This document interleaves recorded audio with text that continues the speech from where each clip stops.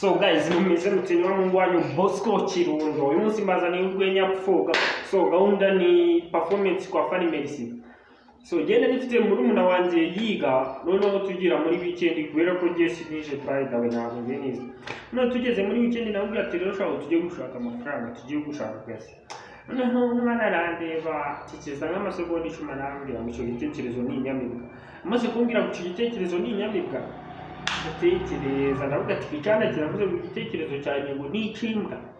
So nahise mukubita imbwa y'urushi, maze kumukubita imbwa y'urushi aratabaza ndongera ndamukubita bihatari noneho umudugudu arahajya aratubaza ngo dupfuye iki. Genda ndavuga ati umwana nzanye igitekerezo cyo kujya gushaka amafaranga cyita ngo ni ikimbwa. Umwana aravuga ati yewe ambwiye igitekerezo cyo gushaka amafaranga numva n'icyo ndavuga ati icyo gitekerezo ni inyamibwa. Arangiye so buraho ikinyarwanda kiragora nangwa aramuni so baramanye nyine nanjye ngiye ikintu nireguje nawe ati rero Jesse nizi nawe bayabivuze neza bayavuze yuko ari yego cyangwa none yavuze ngo inyamibwa kandi ibyo ngibyo urumva ari ikinyarwanda kizigo. Noneho buriya ese mbarishije akantu ko kuvuga ngo buriya bavuga ngo kutigabira agatsindwa nibyo vraiment nibyo buriya ni umuntu nakubwiye ngo kutigabira agatsindwa wowe utarize ntukabirakariremo n'ikibintu bari. So twigire ku icyo kuringanire.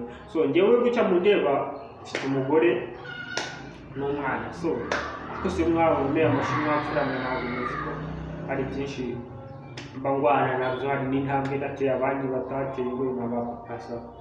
So nari mfite umugore noneho tuzana igitekerezo cy'uburinganire bino radio ihora yamamaza ati buringanire radio n'umugore n'umugabo.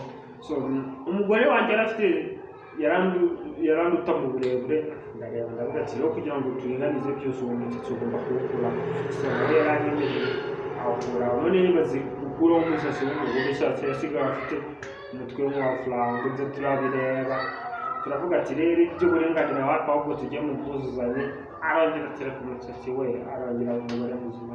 So ndabakunda ni Bosco Kirundo. Ciao ciao.